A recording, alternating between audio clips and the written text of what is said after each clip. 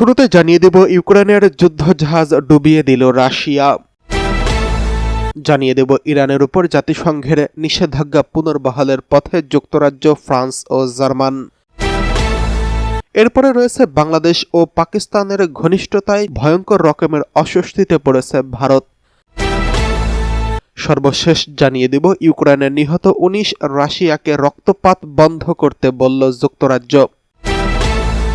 ইসরায়েলের জন্য ভয়ঙ্কর কিছু অপেক্ষা করছে হুথির হুঁশিয়ারি। ইসরায়েলের সাম্প্রতিক বিমান হামলায় ইয়েমেনের শীর্ষ কর্মকর্তাদের হত্যার জবাবে নতুন ধরনের প্রতিরোধ গড়ে তোলার ঘোষণা দিয়েছেন ইয়েমেনের হুথি বিদ্রোহীরা।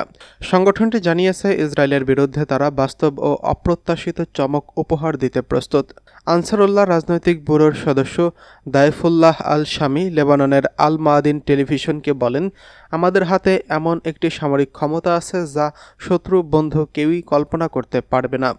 আরও বেশি সম্পদ থাকলে আমরা সমুদ্র পেরিয়ে সরাসরি ফিলিস্তিনি ফ্রন্টে যোগ দিতে পারতাম। ইয়েমেনি বাহিনী ইসরায়েলি ভূখণ্ডে হামলা চালায়, যদিও ইসরায়েল দাবি করছে তারা কয়েকটি ড্রোন প্রতিহত করেছেন। একই দিন ইয়েমেনের সশস্ত্র বাহিনী লোহিত সাগরে একটি ইসরায়েলি তেলবাহী জাহাজ ব্যালিস্টিক ক্ষেপণাস্ত্র হামলার কথাও ঘোষণা করেছেন। হুথি মুখপাত্র ইয়াহিয়া সারি টেলিভিশনে বলেন, স্কারলেট রে নামের জাহাজটি সরাসরি লক্ষ্যবস্তুতে পরিণত হয়েছে এবং অভিযান সফলভাবে সম্পন্ন হয়েছে। এর আগে গত বৃহস্পতিবার ইসরায়েলি বিমান হামলায় ইয়েমেনের রাজধানী সানায় নিহত হন জাতীয় পরিবর্তন ও নির্মাণ সরকারের প্রধান আহমেদ গায়েব আল রাহই সহ ৯ জন শীর্ষ কর্মকর্তা। হুথি নেতা আব্দুল মালিক আল হুথি নিহত ইয়েমেনের শহীদ আখ্যা দিয়ে ইসরায়েলের নৃশংসতাকে তীব্র নিন্দা জানিয়েছেন। তিনি বলেছেন, নারী, শিশু ও নিরস্ত্র সাধারণ মানুষ কারোর প্রতি দয়া দেখায় না ইসরায়েলি শত্রু। এবার তারা মন্ত্রী ও বেসামরিক কর্মকর্তাদের নিশানা করছেন। এদিকে ইউক্রেন যুদ্ধে রাশিয়াকে অর্থায়ন করছে ভারত, অভিযোগ যুক্তরাষ্ট্রের। রাশিয়ান অপরিশোধিত তেলের বড় ক্রেতা ভারত এই ক্রয়ের মাধ্যমে ইউক্রেনে মস্কোর যুদ্ধ করছে এবং অর্থায়ন করছে নয়াদিল্লি। এটি বন্ধ করতে হবে বলে মন্তব্য করেছে হোয়াইট হাউসের বাণিজ্য উপদেষ্টা পিটার নাভারো। তিনি বলেছেন, ওয়াশিংটন রাশিয়া থেকে জ্বালানি আমদানি বন্ধ করার জন্য নয়াদিল্লির উপর চাপ বাড়িয়েছে। সোমবার ফিনান্সিয়াল টাইমসের প্রকাশিত একটি মতামত নিবন্ধে নাভারো বলেছেন, ভারত রাশিয়ান তেলের জন্য একটি বিশ্বব্যাপী ক্লিয়ারিং হাউস হিসেবে কাজ করেন। নিষেধাজ্ঞাযুক্ত অপরিশোধিত তেলকে উচ্চমূল্যে রপ্তানিতে রূপান্তর করতে ভারত সহযোগিতা করছেন। এর মাধ্যমে মস্কোকে প্রয়োজনীয় ডলার যোগান দিচ্ছে দেশটি। তিনি আরও বলেন, রাশিয়ার অপরিশোধিত তেলের উপর ভারতের নির্ভরতা সুবিধাবাদী এবং পুতিনের যুদ্ধ অর্থনীতিকে বিচ্ছিন্ন করার জন্য বিশ্বের প্রচেষ্টার উপর গভীরভাবে ভয়কারী। চীনের পর ভারত রাশিয়ান তেলের দ্বিতীয় বৃহত্তম ক্রেতা। দেশটি ৩০%-এরও বেশি জ্বালানি মস্কো থেকে আসে, ফলে পশ্চিমা নিষেধাজ্ঞার মধ্যেও ক্রেমলিন রাজস্ব আহরণে সফল। চলতি আগস্ট মাসে মার্কিন প্রেসিডেন্ট ডোনাল্ড ট্রাম্প বিষয়টি সামনে এনে ভারতীয় পণ্যে শাস্তিমূলক ২৫% শুল্ক আরোপ করেন। এর আগে আরও ২৫% শুল্ক আরোপ করেছিলেন তিনি। ফলে সব মিলিয়ে ভারতের পণ্যে ৫০% শুল্ক আরোপ করেছে যুক্তরাষ্ট্র।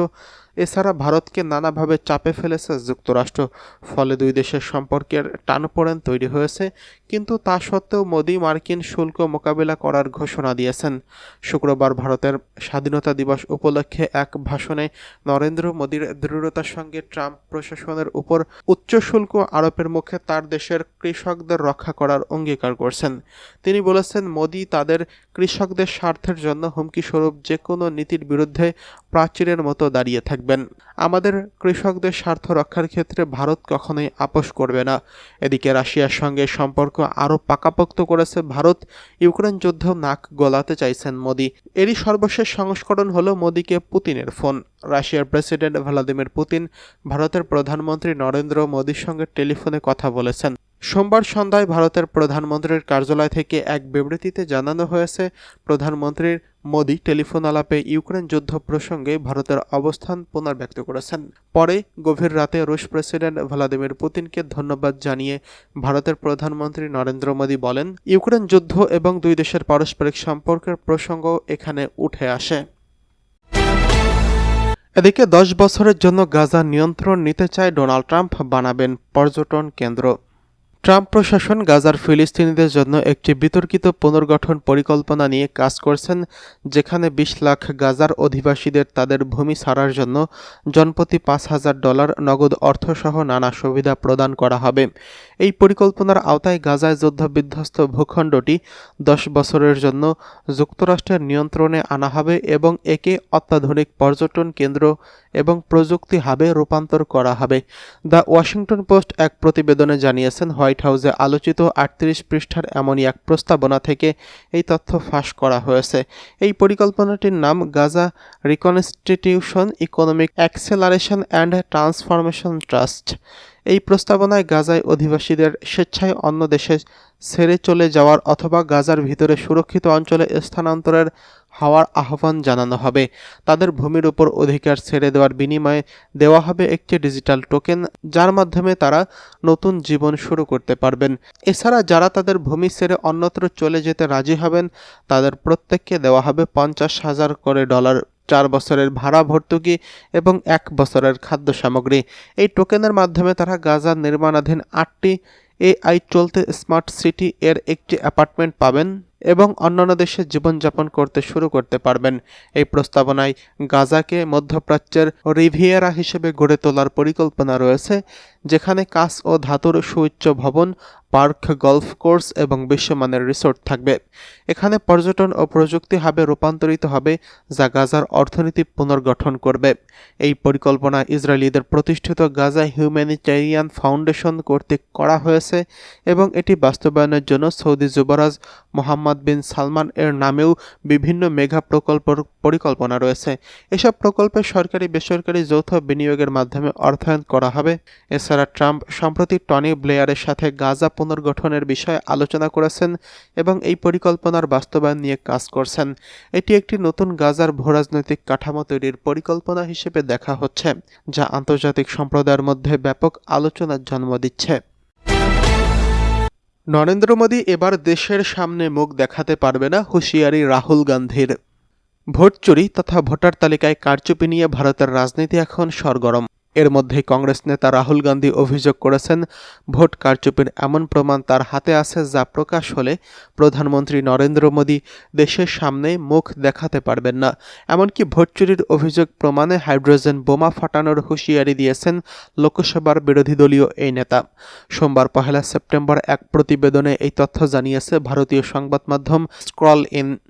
রাহুল গান্ধী বলেছেন, তার দল শিগগিরই ভোট চুরির প্রমাণ হিসেবে একটি হাইড্রোজেন বোমা প্রকাশ করবে। তার দাবি, এই তথ্য সামনে এলে প্রধানমন্ত্রী নরেন্দ্র মোদী দেশের সামনে মুখ দেখাতে পারবেন না।